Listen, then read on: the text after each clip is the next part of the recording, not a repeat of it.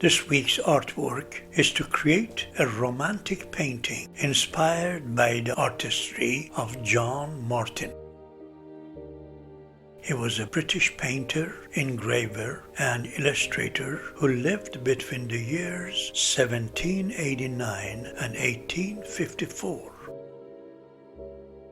Martin is known for his dramatic paintings of mythological and religious subjects and fantastic compositions that are populated with small figures placed in striking landscapes.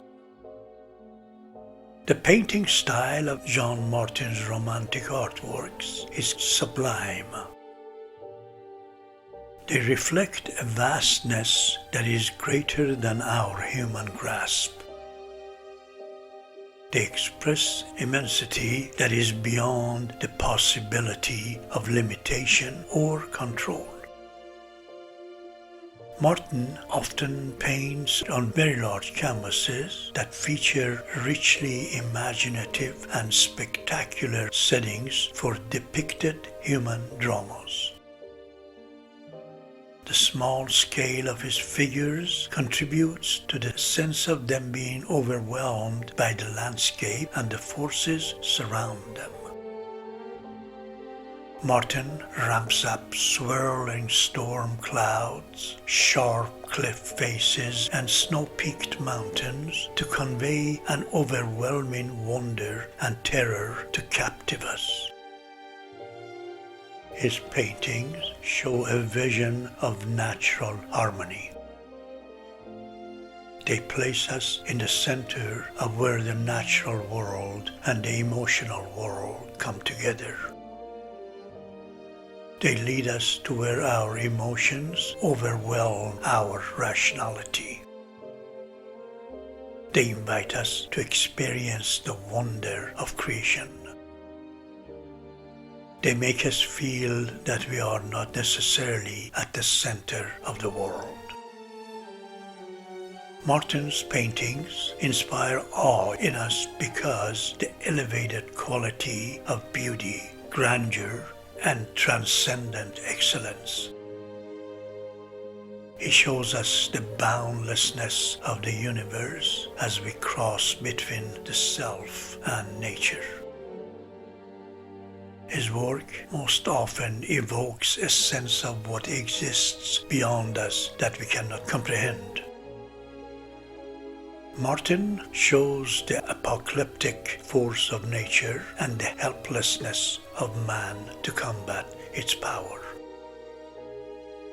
Many of his paintings deal with the religious concept of the Last Judgment.